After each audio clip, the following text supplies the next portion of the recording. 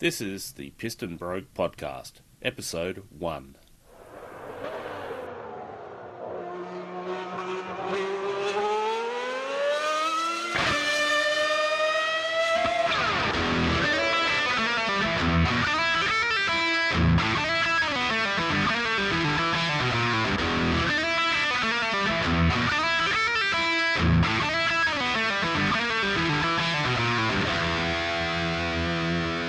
Welcome to Piston Brogue, the podcast where we discuss all things motorsport with the people who make it happen. There are also plenty of great stories to read and photos to see on our website, pistonbrogue.online, and on our Piston Brogue Facebook and Instagram pages. Buckle up and let's get started. Here's your host, Darren House. Hello everyone, thank you for joining us on the Piston Brogue Podcast. Great to have your company for our very first show. And what a great lineup of guests we have for you. We'll be talking to a man who many regard as the best touring car driver in the world, Jim Richards. Jim will be talking to us about his Falcon sports sedan, the Big M Falcon, that he raced in Australia and his native New Zealand during the 70s. The name Peter Brock is famous in motor racing, but for different reasons depending on whether you live in Australia or the USA. I caught up with the American Peter Brock at his Las Vegas workshop, where we talked about his many accomplishments over a long career that started with General Motors design, then Shelby American, and also his amazing work with Datsun. I'll be having a chat to a couple of regular contributors to the Piston Brogue podcast, motorsport engineer Mick Webb, who is now very active in the Touring Car Masters series, and another famous Brock, Phil Brock. Phil is the brother of the Australian Peter Brock and a key member of the 70s touring car outfit Team Brock. Phil also drove with the Marlboro Holden Dealer Team at Bathurst, worked with Peter at HDT Special Vehicles, and was a film and TV stunt driver, working on classic productions such as the original Mad Max movie. Currently, Phil runs the highly successful Weekend at Brockie's annual event. Okay, so let's get stuck into it. Jim Richards first came to prominence in Australia after he arrived from New Zealand with his soon-to-be famous Sid Chrome Mustang during the mid-70s. This was followed by a Falcon coupe, which became known as the Big M Falcon, and when I caught up with Jim at his Melbourne workshop, he told me the Falcon was already being planned before he came to Australia. Pretty well, in theory, yeah. I mean, we just thought we'd eventually need another car, and so we weren't actually planning it down to every detail, but we just thought, what would we build? And of course, when we got over here and we were racing, we decided that we'd build a two-door coupe because it's an Australian car, and so I went to Ford, and Peter Gillitzer at the time, and he was in charge of motorsport, you might say, and a young Jeff Polides. They gave me a shell and stamped some aluminium panels, which didn't turn out brilliantly because they tore a little bit when they stamped them because the steel's a lot stronger. And anyway, but they, we had aluminium door panels, bonnet and boot. And then to give the door some strength, we filled the doors with foam, two-pack foam. So the door became more of a solid member, because in those days we didn't have the room to run a roll cage right down the side of the car, because with the motor back inside the chassis, there was only enough room just for me in a seat, half a seat, really just jammed in there. The engine was mounted in the middle of the car. You scribed a line halfway between, and that's the back of the block would come to that. Now we had a 351 Cleveland engine that was 366 cubic inch. But when we decided to do the Falcon, Murray Bunn and I went to America to buy the bits and pieces, and we went to we wanted to run the Gurney Westlake heads, which we had on the Mustang, and so we decided to go to Dan Gurney's All American Races and have a look through his big parts place that he had, because he actually ran Ford engine cars in Can-Am, in sports cars, and of course he ran Indy cars, all sorts of cars. Anyway, to cut a long story short, we ended up sourcing nearly all our components from All American Races, which is Dan Gurney's place. And we got to look around his spare parts place and found all sorts of unbelievable things. We found new 3-valve Westlake heads that were made for cars, but they never ever run them because the class sort of petered out and they realised they weren't going to be quick enough. And so we found aluminium blocks. And so we also found some front uprights for the car and rear uprights for the car. So we ran Gurney Eagle front uprights and McLaren rear uprights because they just happened to suit our purpose. Diff unit we ran was a 2-speed IndyCar diff. LG 500. And what it had is it had a gear for starting and a gear for racing. So when they came to the pit lane, they put it in slick one gear. So they had 2 gears at IndyCar and the big roadsters. So we had one of those, and we used the first and second gear in the diff as 2 different diff ratios. So you could actually move the lever and it popped it into another gear, which gave it a different diff ratio. And as a gearbox, we ran a DG 300 transaxle, which is a gearbox diff unit with no diff. So we went to Gurney's and we bought some heads, and we also they wouldn't sell the 3-valve heads. The guy, he said, "Oh, well, listen, maybe you can talk to Dan and convince him," because we told him what we were doing, and so we had probably a half, 3/4 an hour in Dan Gurney's office, talking to him about the 3-valve heads, and they'd never been raced. They'd been tested, and they did have an overheating issue, but Murray thought he could suss that out, and he didn't want a lot of money for them. But of course, he had to get something, and it was just out of our budget, and so we ended up not getting the heads. But it was really great to be able to sit in Dan Gurney's office and talk to him about different things. A couple of young guys from New Zealand, but it was really, really good, really good. And the reason the car looked so low, what we did was Murray built it on a surface plate, like a flat deck, you might say, and we had the sills with 3.5 inches off the ground. So we set the sills up and then built the car inside. So it was a space frame inside, but it was connected to the floor pan and connected to the body, you know what I mean? But it was actually a space frame which housed the engine, the gearbox and the diff. The body panels sort of hung onto the space frame more or less. So no, it was all built in Murray's workshop in Papakura, and it was an absolutely brilliant car. Like the Mustang, the Falcon is another Ford product. Why stick with the blue oval? Yeah, because we had a Ford affiliation with the Mustang sort of thing, and then the Ford were going to give us a bit of that. Well, they gave us the body shell. They didn't give us any money. They gave us the body shell. And, so it was just, we were Ford guys in those days, and that's what we did. It must have been very different to drive and a lot faster. A lot faster, did everything better. The Mustang wasn't as sophisticated as a touring car Masters car is now. But, we had, when we raced it over here, we had no budget at all. In those days, I was getting $1,200 a meeting off Big M. I couldn't run it, but that was better than nothing.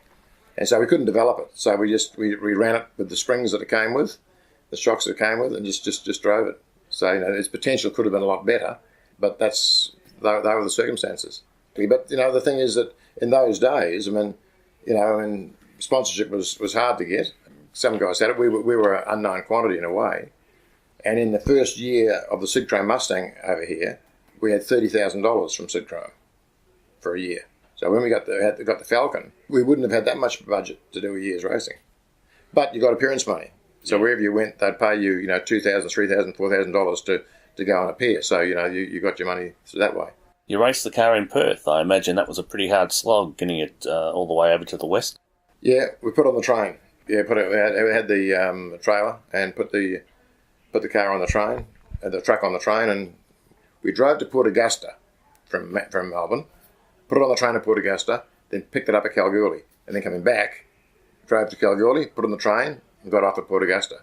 You had Mick Webb working on the engines. Mick, of course, is a fine contributor to our program.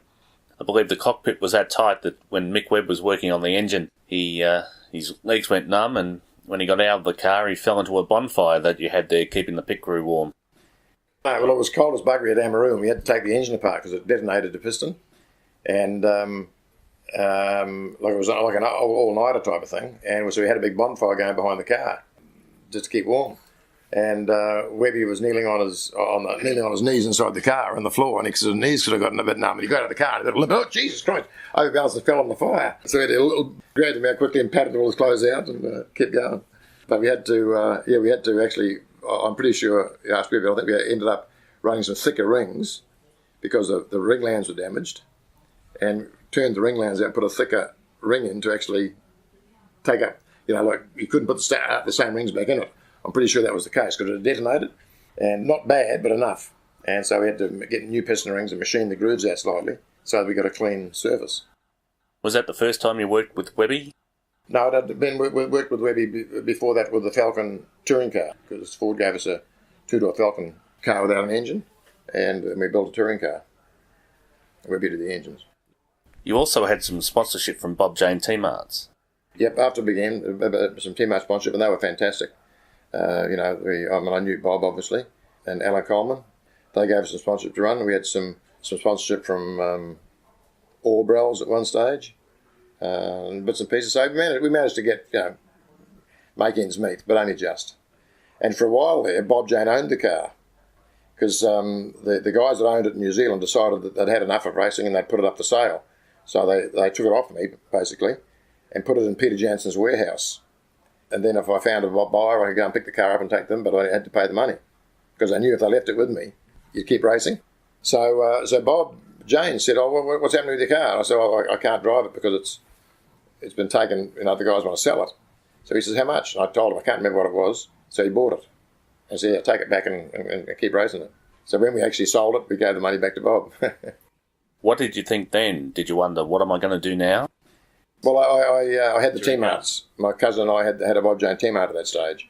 So, we were earning a living other than racing, Well, as far as racing goes, time when really I was probably going to stop racing. I had no plans. I'd driven with Brocky at 3 Bathursts, and I thought, I'll concentrate on the business and just get a drive at Bathurst and the enduro races. And that's when the Frank Gardner made me an offer to drive for BMW. So it also went from there to the next stage. Sports sedans were beginning to die out a little then. Yeah, I suppose. When I first came over in '75, they were almost bigger than touring cars, for spectators. Because you had, Bob Jane, Pete Kagan, Alan Moffat, John McCormick, Brian Thompson, like all the guns. And Bob, he ran the Marlborough $100,000 sports sedan series. And it was at Calder, 4 race meetings at Calder. And I won that one year without winning a race, because all the other guys sort of broke down. I finished seconds and thirds, and I remember what you didn't get $100,000. That was the prize money over the whole 4 meetings. But I remember as winning the final, I ended up with a brand new Monaro, a caravan, a boat, a trip to Singapore, and a little bit of cash. And of course we were broke.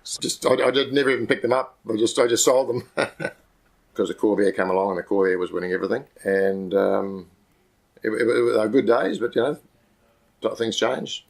You certainly gave the Corvair a run for its money. Oh hell yeah! No.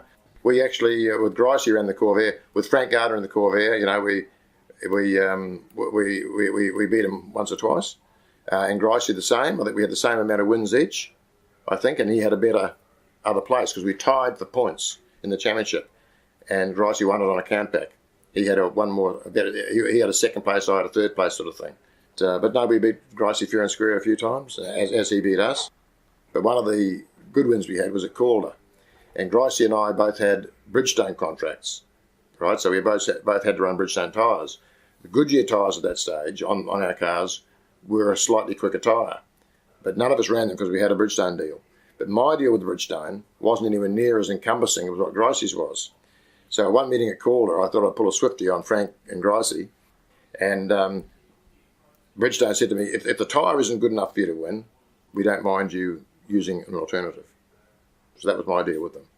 But I ran them the whole time. But at Calder, I decided, bugger it, I'll run a Goodyear. So I sent just the rear tyres, not the front ones.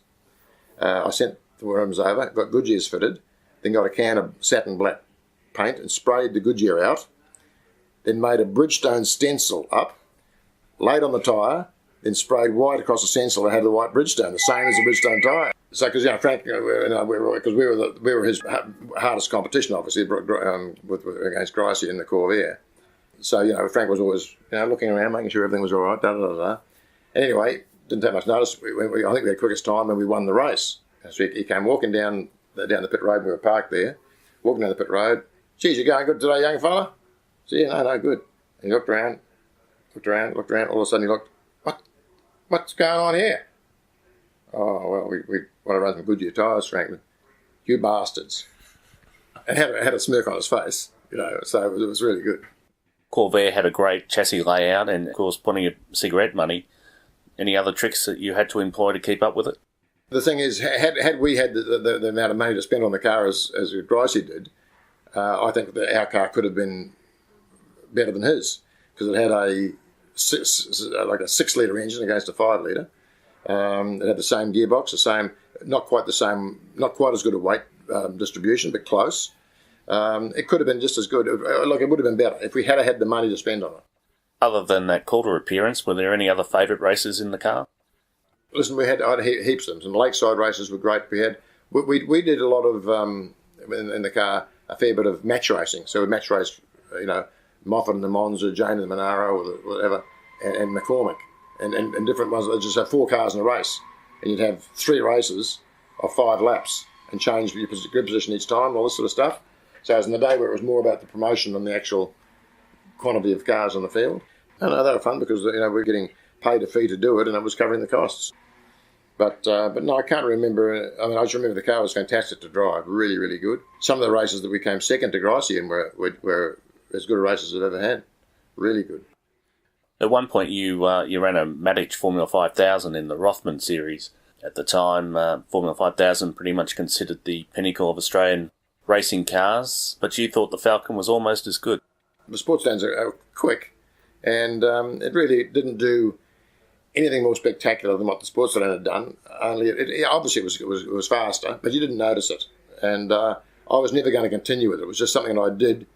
Bob James teammates wanted to have a car in the Rothman series, and so I said, "Well, what do you think we do this?" I said, "Yep, no problem." So they basically gave me enough budget to run the car for the 4 rounds, and so I bought the car. I think I bought it for $9,000.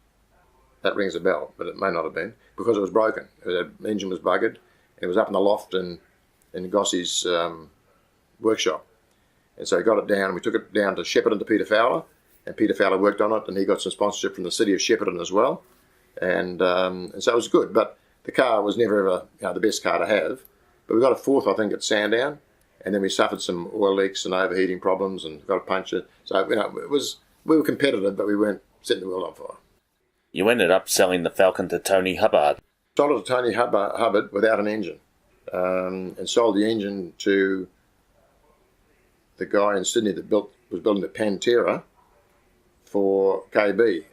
Now he had the toy shop. What was his name? Craig Housestead. Yes. Yeah. Sold the engine to him. That Pantera.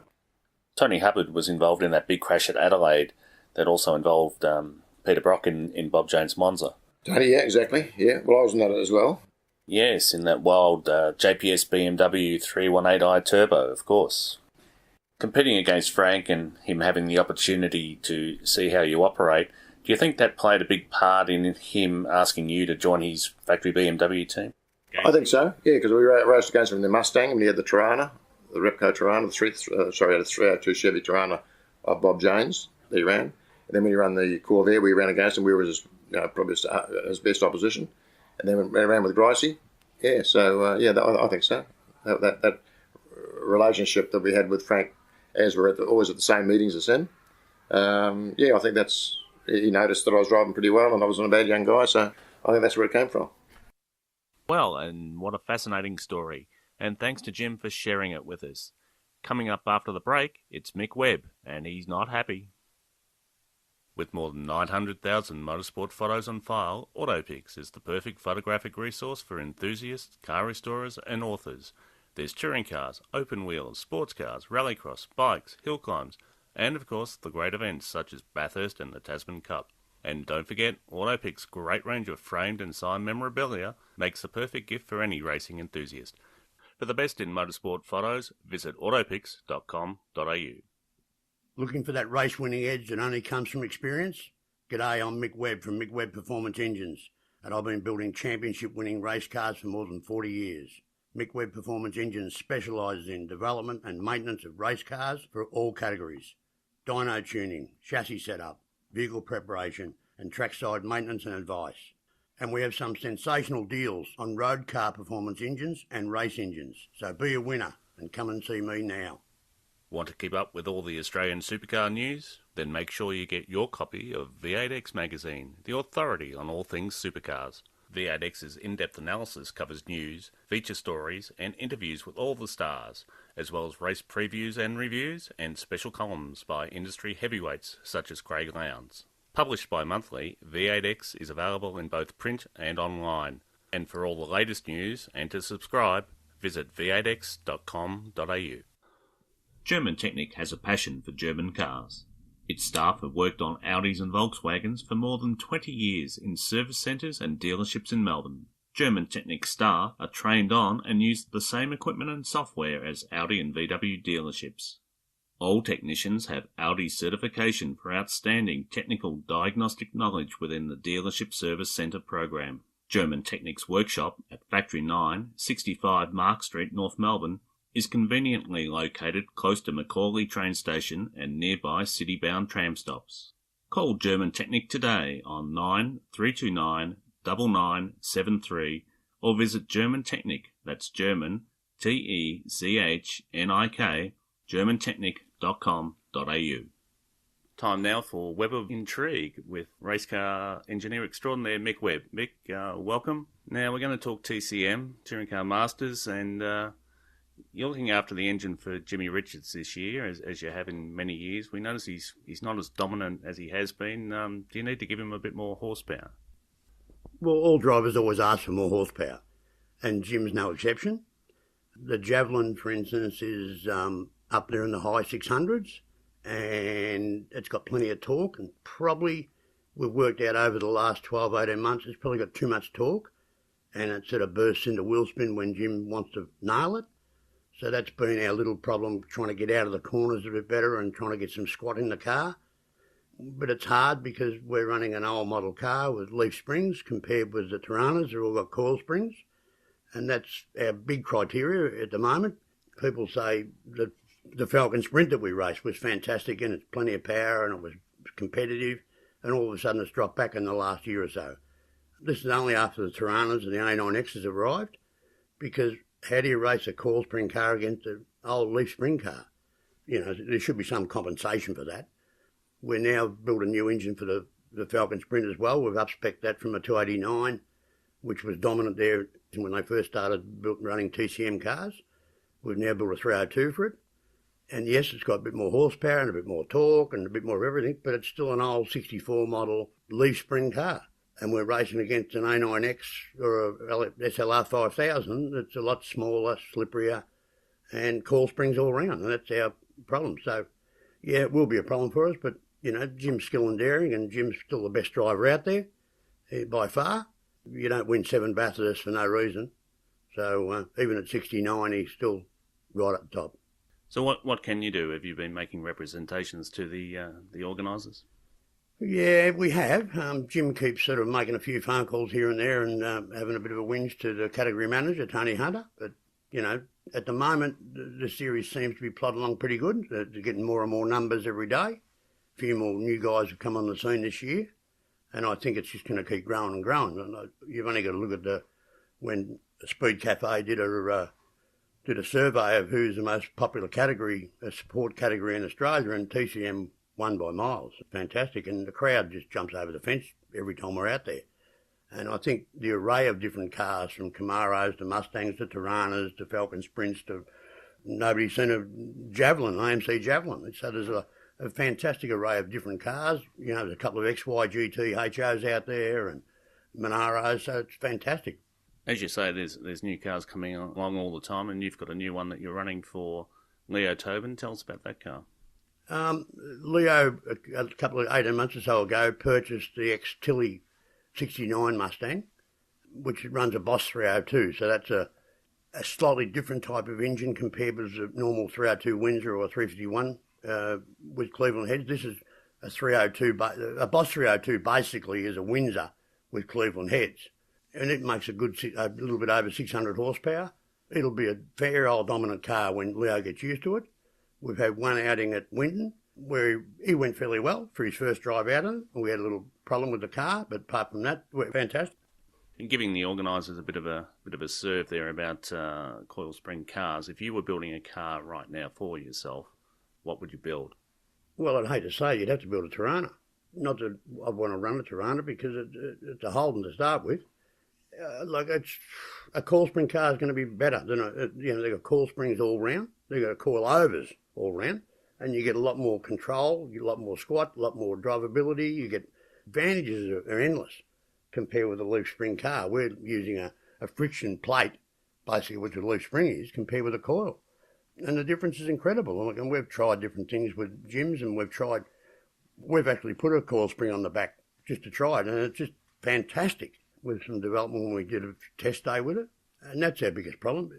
The cars that we use, all right, Jim, I'll talk about Jim Richards. Jim wanted to have something unique and something that nobody else was going to build, so he built the Falcon Sprint. But aerodynamically, as everybody looks at it, and you think, God, it's a brick compared with the other cars. It's high off the ground, and it's a blunt front nose, and the windscreen's near vertical, and things like that, and it's got no aerodynamic aids at all on it. And then the Javelin's a big car. The Javelin makes a Mustang and a Camaro look small. And sure, we've got a 360 cubic inch engine, and as I said before, it's just got a little bit too much torque. And if we just ran it, modified the engine so it didn't have so much torque, it'd be fantastic, I think. A Mustang, like the Mustang's probably still a good car. Like JB ran his Mustang for a couple of years there, and it was fantastic, and it's a really competitive car with the amount of testings that JB did. You've got to remember, JB goes testing every other week. I can count. No, I can't count because Jim hasn't been testing. We've never been testing in any of the cars. Jim works it out that we test on a race day, and Jim will drive it no matter what. Some of the race meetings we've driven, we've known something's wrong with the car, but Jim just drives so good he can still sort of make a average car a winning car. Is that something that you should be doing before you're looking for concessions, is doing more testing? Yeah, but testing costs money. We're trying to run a class that's economical and it's user friendly for everybody. And why should we have the advantage to go testing twice a week, like John Bower sometimes does? To me, that's a major advantage. There should be no testing allowed, because majority of the class is like Wayne Mercer, for instance. Wayne Mercer runs the Blue XY Falcon. He's been testing probably half a dozen times in the 5 or 6 years he's been involved, because he's a builder. He's a part-time racer. He's a amateur as a motor racing driver is. He's a gun bloody sailor, I might add, but he's not a bloody gun driver. And he knows himself. He'd love to be able to spend more time in the seat. But and it's the same as lots of the guys in the class. They only go to race weekends, and that's it. And that's all they can afford to do because they're busy in their own business. We know these cars are quite modified. They're old in appearance, but certainly not old mechanically. Is changing the rear end on the Javelin something you'd like to see? Well, I don't know about you're changing the whole concept. The concept of our class was pre-72 initially there, or pre-71, 72, and they're all leaf spring cars. They're all old, historic motor cars. And yes, we went from Group NC basically, and we modified the cars so they were ultra reliable. We've built really gun engines for them. We've put really good, strong ex-NASCAR gearboxes in them. Nearly every car in the class runs a 9-inch Ford diff. And I might add, that's the only way a Tirana can live, because a Tirana diff wouldn't live that long. It's got a good Ford diff in it. So there's lots of things like that, but they've changed the series and they're trying to get more cars in, and that's why they've opened the door up for these later model cars to sneak into our class. And as you mentioned, they're not old cars anymore. Every nut and bolt on most of the cars are brand new or been modified, or they've got the best brakes known to man on them.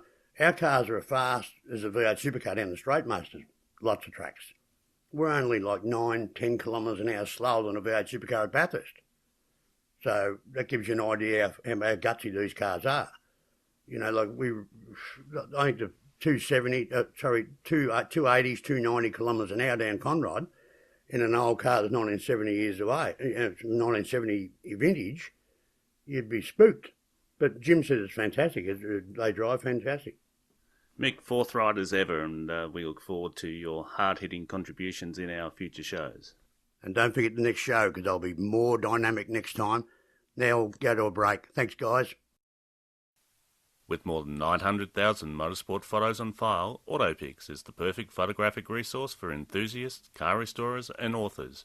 There's touring cars, open wheels, sports cars, rallycross, bikes, hill climbs, and of course the great events such as Bathurst and the Tasman Cup. And don't forget, AutoPix's great range of framed and signed memorabilia makes the perfect gift for any racing enthusiast. For the best in motorsport photos, visit autopix.com.au. Looking for that race-winning edge that only comes from experience? G'day, I'm Mick Webb from Mick Webb Performance Engines, and I've been building championship-winning race cars for more than 40 years. Mick Webb Performance Engines specialises in development and maintenance of race cars for all categories. Dyno tuning, chassis setup, vehicle preparation, and trackside maintenance and advice. And we have some sensational deals on road car performance engines and race engines. So be a winner and come and see me now. Want to keep up with all the Australian supercar news? Then make sure you get your copy of V8X magazine, the authority on all things supercars. V8X's in-depth analysis covers news, feature stories and interviews with all the stars, as well as race previews and reviews and special columns by industry heavyweights such as Craig Lowndes. Published bi-monthly, V8X is available in both print and online. And for all the latest news and to subscribe, visit v8x.com.au. German Technik has a passion for German cars. Its staff have worked on Audis and Volkswagens for more than 20 years in service centres and dealerships in Melbourne. German Technik staff are trained on and use the same equipment and software as Audi and VW dealerships. All technicians have Audi certification for outstanding technical diagnostic knowledge within the Dealership Service Centre program. German Technik's workshop at Factory 9, 65 Mark Street, North Melbourne, is conveniently located close to Macaulay train station and nearby city-bound tram stops. Call German Technik today on 9329 9973 or visit German Technik, that's German, T-E-C-H-N-I-K, germantechnik.com.au. There isn't much in motorsport that Peter Brock hasn't done. He's a hero to a legion of loyal fans all around the world, and I was lucky enough to sit down with him at his Las Vegas workshop for an extended chat. To kick off part one of our series of interviews, I asked Peter how he became interested in cars. I had a next door neighbor who bought an MGTC and raced it.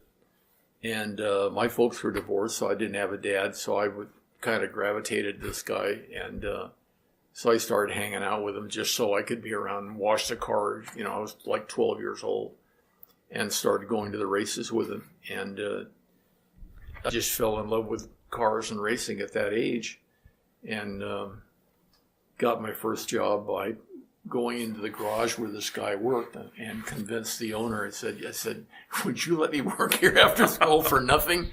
You know, I just wanted to sweep the floors and you know, wipe down tools and stuff to be around race cars and guys that race cars, because they were all kind of a group and would go racing every weekend someplace, and I got to tag along with them. And, you know, before it was even acceptable, I was doing work on the corners, doing flag work, and just, you know, because you couldn't get a license at that time till you were 21. So by the time I was, you know, 16, I was going to the races all the time, but I still had 5 years more before I could race. So I did everything that I could around racing at that time, you know, like taking pictures of race cars. And, you know, so photography became interesting to me because that was the only way I could sort of record what I was doing. So I still have all those pictures I took in the early 1950s, you know, of races and stuff. And they're used a lot in vintage magazines and stuff now. And because I was running around with my little camera taking pictures, you know. So from that standpoint also, there was a guy, an irascible old Frenchman that worked in this shop, and he was doing body work on all these sports cars. And at the same time, he was building a special, guy named Nato Bourgeot. And he had a little chain across the front of his shop there, and I'd stand there and watch him fabricate this race car because he was building an MGTC special, blown special. And he'd hardly ever say a word to me or anything. He'd just continue working. But, you know, as I went around the shop, I'd always stop and watch him work, you know, and I watched him over a period of months fabricate and build a race car. And I'd never seen anybody do anything like that. You know, when you're 12 years old, you've never seen anybody build anything. And it was fascinating to see it happen. So finally, when the car was done, he took me for a ride in the car. And I just, God, I'd never seen anybody drift a car or anything like that. You know, and I mean, I remember him, you know, holding the wheel like this, and with the throttle, he could steer the car going. And I mean, it just blew me away. I said, boy, this is the coolest thing I've ever done. And been doing it ever since. I tried doing other jobs, but just anything that was related to cars, and having a family mother that was pretty interested in art. I had a kind of good art background. And so I tried going to college and didn't like it very much, but I heard about the Art Center College of Design in Los Angeles and went down there. Didn't have any really art background at all, but talked my way into school down there, because it's primarily a school for professionals where you go back and I wouldn't go in. Said, I want to go to school here. I want to draw pictures like you got on the wall here like this. And I literally talked my way in there, and the instructors took pity on me and said, okay, this is what you do. And so I learned how to draw cars and do clay work, and didn't have the money to finish school down there, but I had made enough contacts with the people in Detroit by the time I was through my 5th semester. My parents wouldn't support me anymore. I called them back there and said, hey, can I get a job back there? And they said, we'll send you an airplane ticket tomorrow. I went back and hired in when I was 19.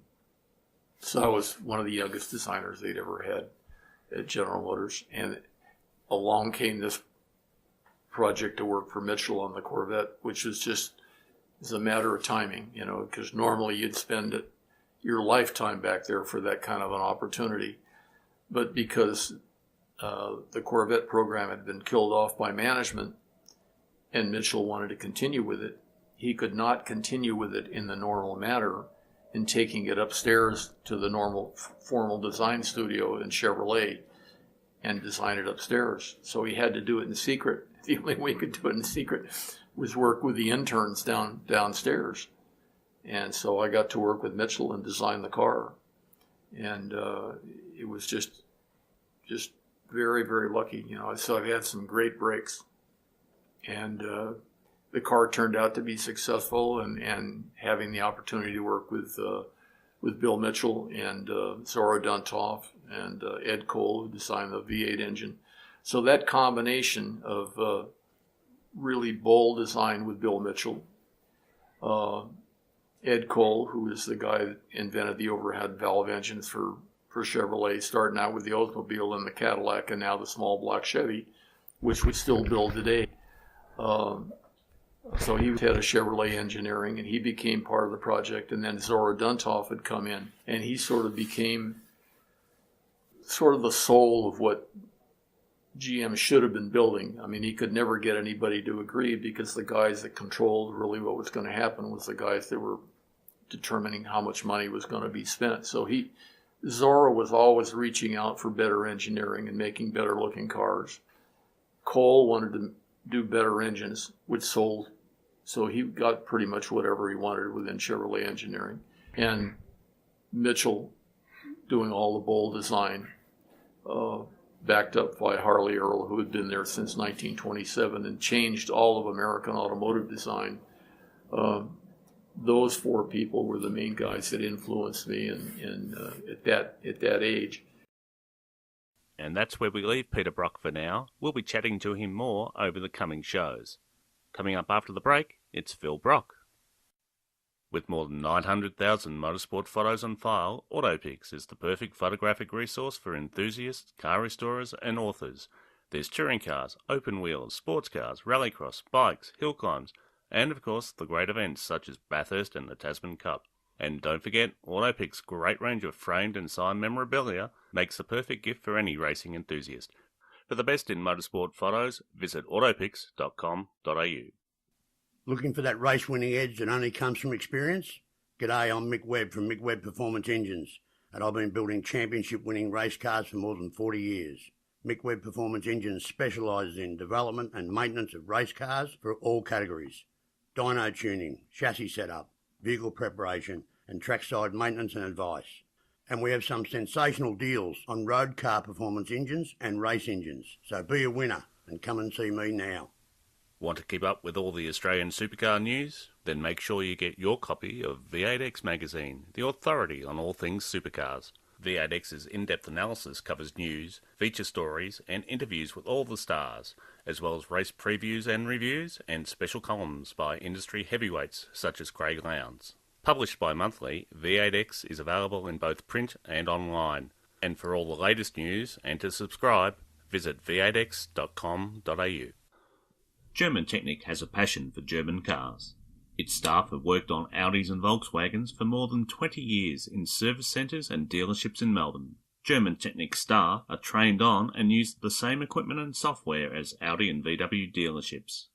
All technicians have Audi certification for outstanding technical diagnostic knowledge within the Dealership Service Centre program. German Technik's workshop at Factory 9, 65 Mark Street, North Melbourne, is conveniently located close to Macaulay train station and nearby city-bound tram stops.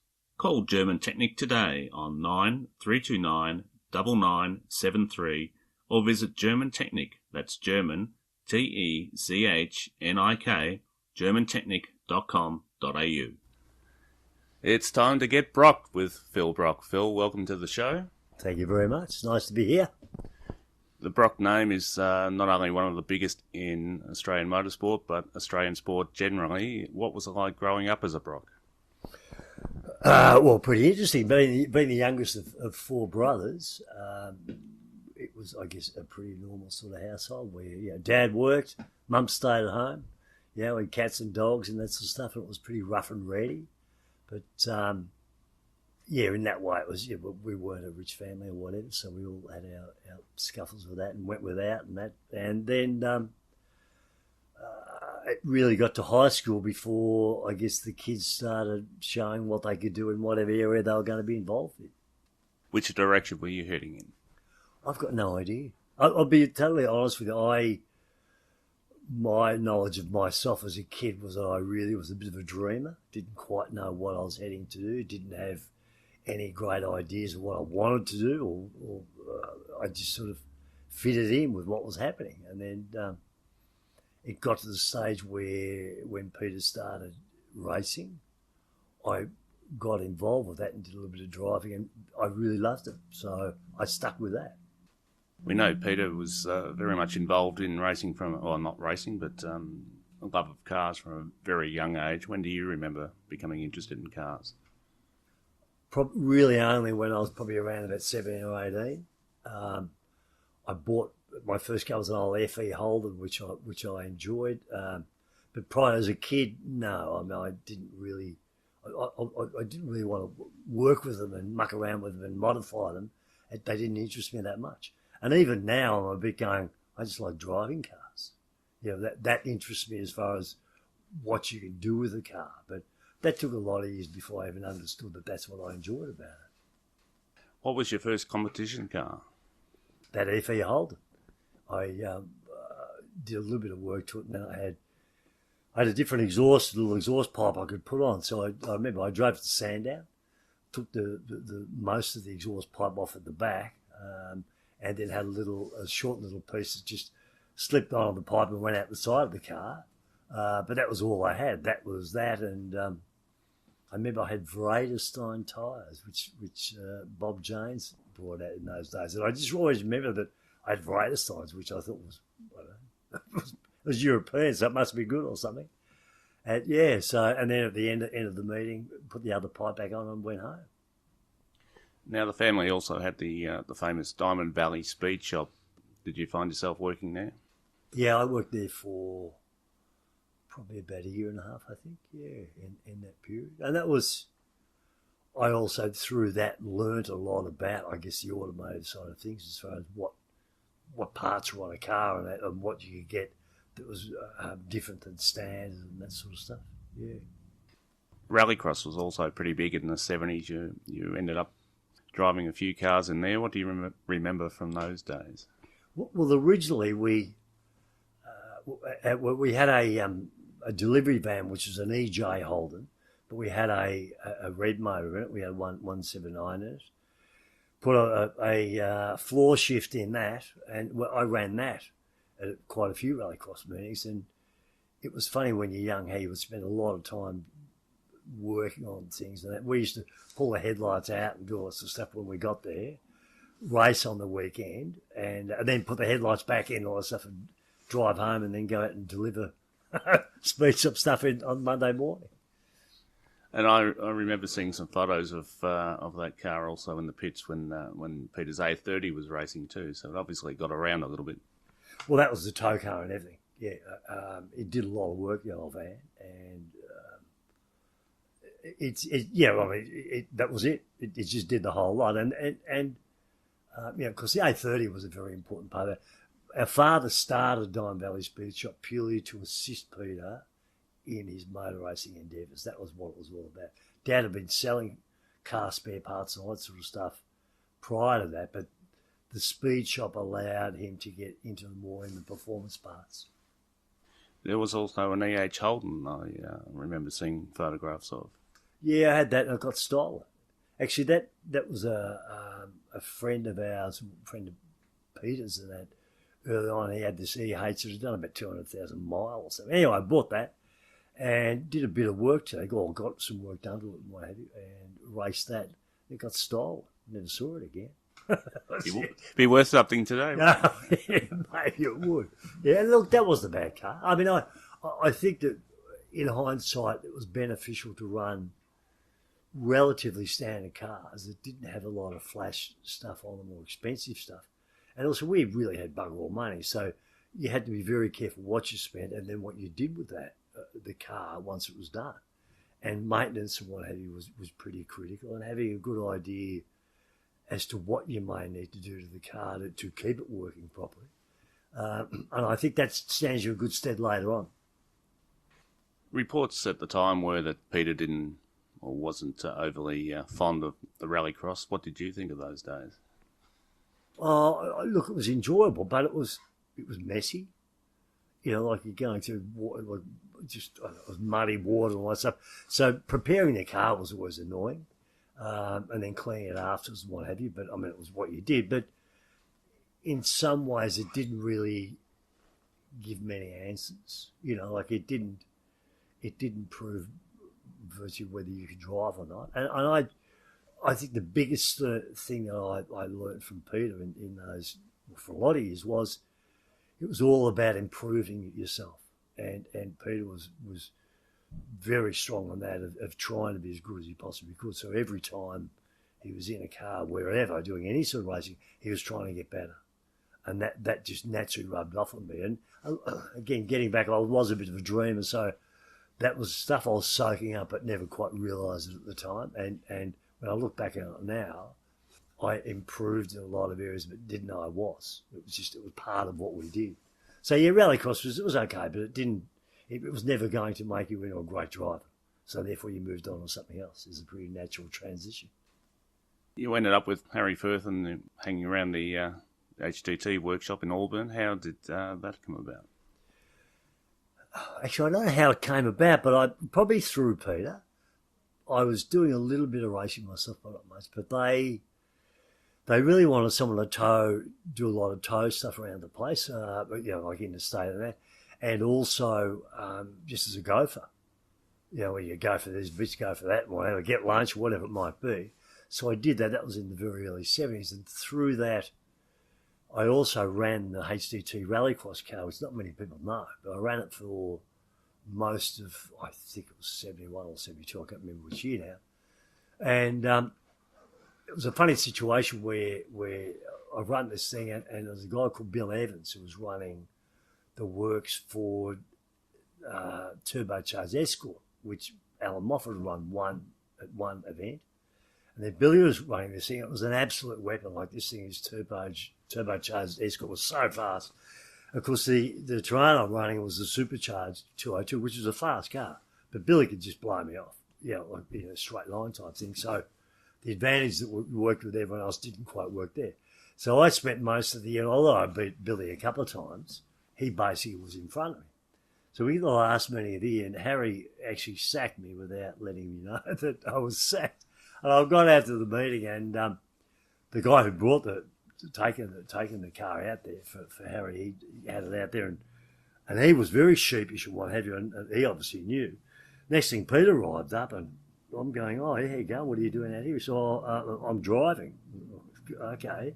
So that's how I got sacked on that. And the funny thing was, and I remember thinking, well, That's what Billy's going to blow you off because that car is fast. Sure enough, first heat, Billy blew him off. Second heat, right, the turbocharger, well, didn't blow the turbocharger, it blew a head gasket.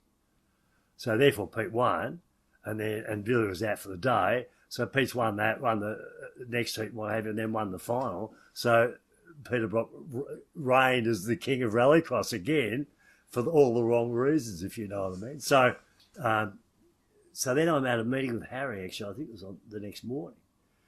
And Harry was asking whether I like fishing. I said, well, actually, yeah, fishing's not bad. We used to do a lot of fishing. He said, well, I give up this motor racing caper, Phil, because I really don't think that's you. So maybe you should look at making fishing your job. So that was sort of my parting ways with Harry.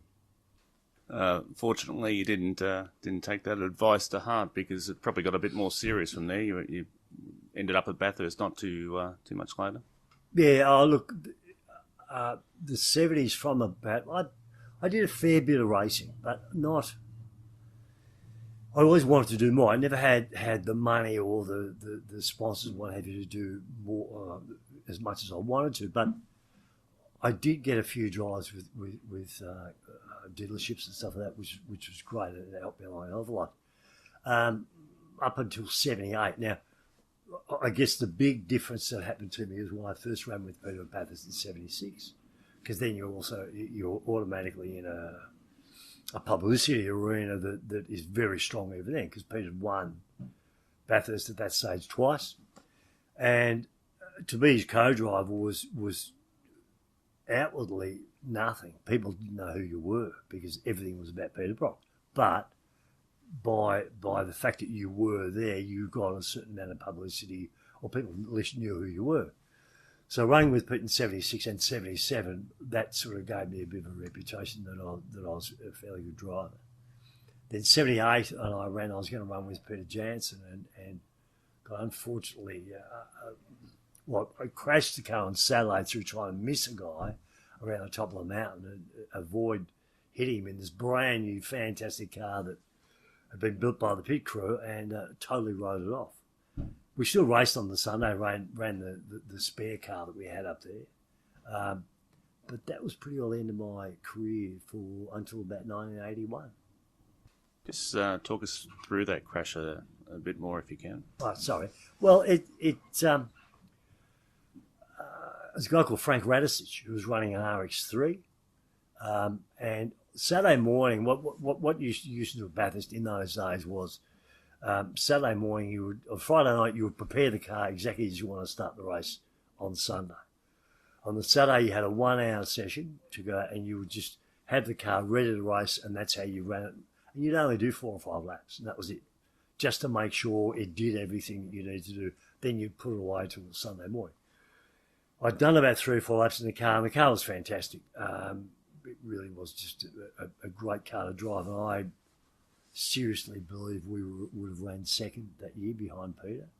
In all the practice sessions leading up, we were second behind him, and I was pretty confident about that. Anyway, we got around the top, and Frank was in front of me. I was online as such. We're running up towards Reed Park, and then he gradually moved over. I was probably doing 80% of the fast speed, but they're still a hell of a lot faster than what an RX-3 will do.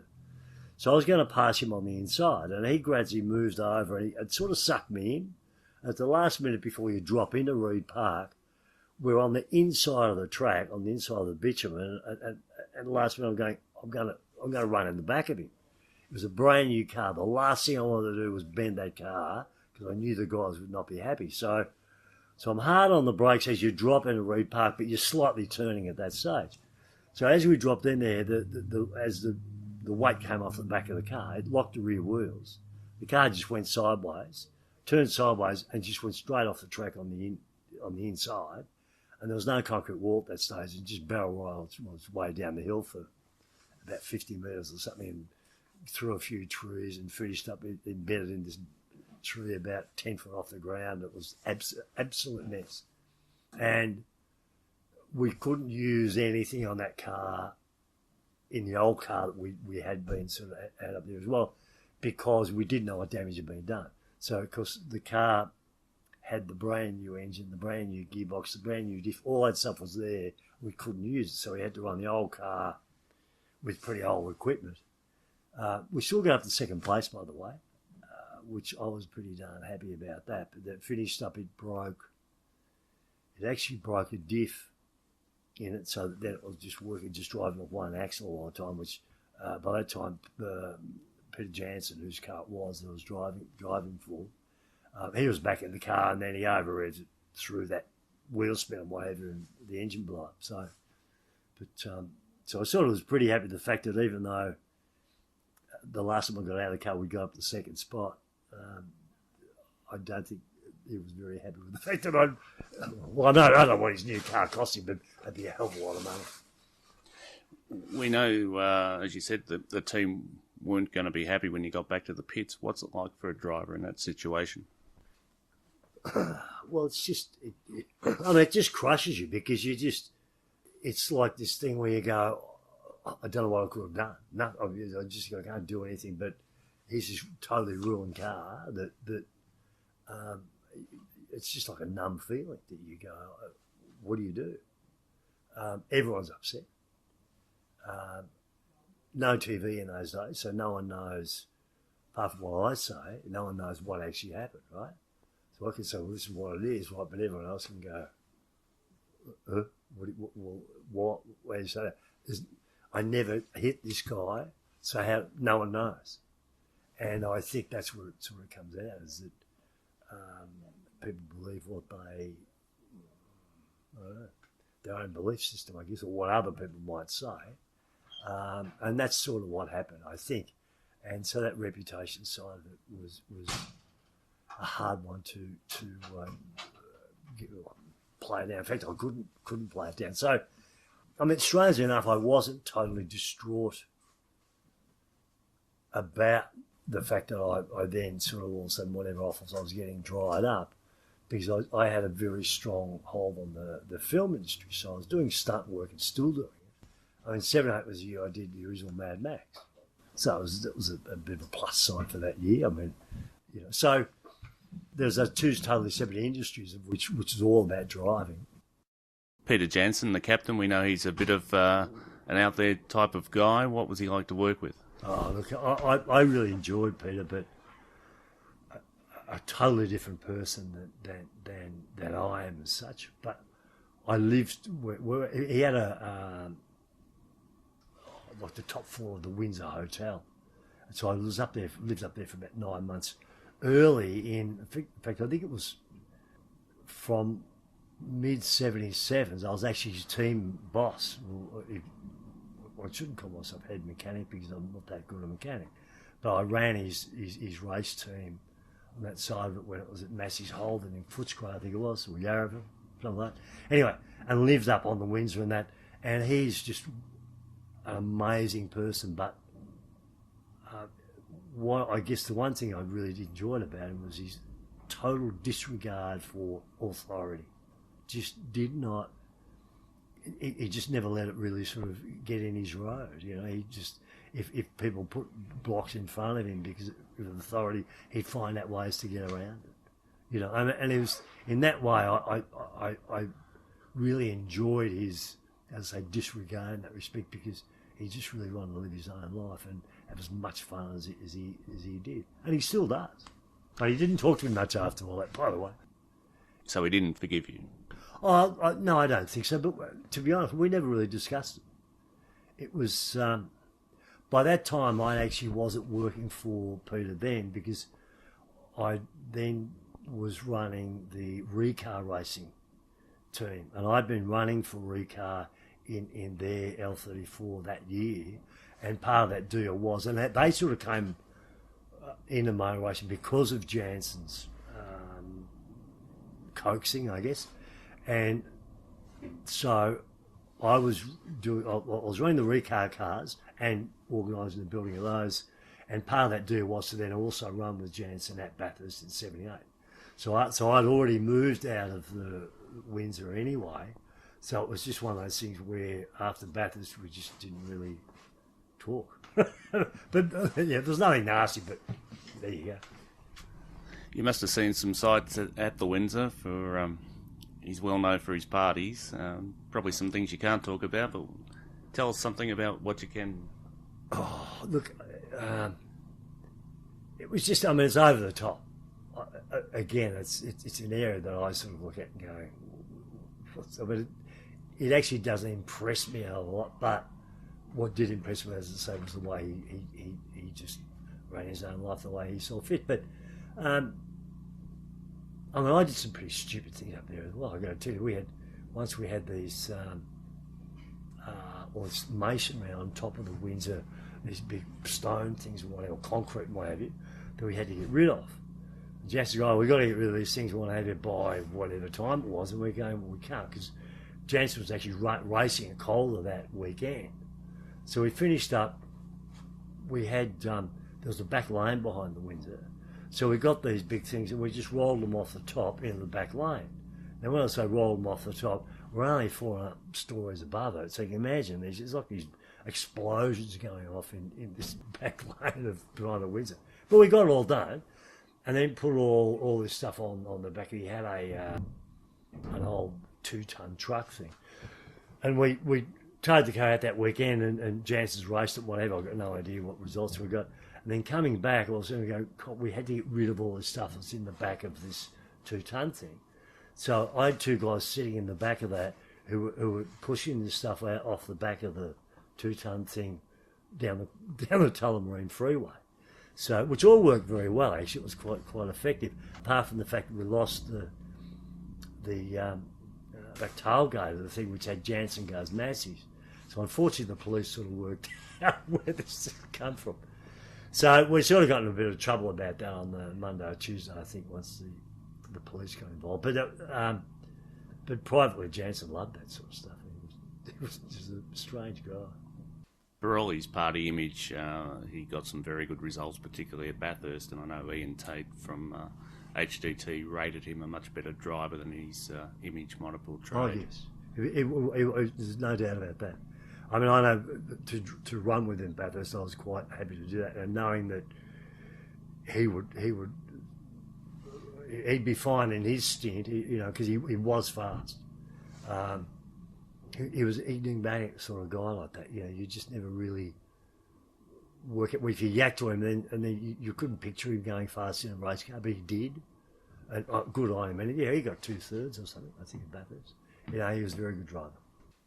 Well, thanks, Phil. It's been fantastic going down memory lane with you. And as you've mentioned, there's a lot more to your automotive career than we've touched on today. And look forward to talking to you again in our next regular segment of Get Brocked. Okay, thank you. Well, that's our program for today. Thanks for listening, and we look forward to having your company again on our next show.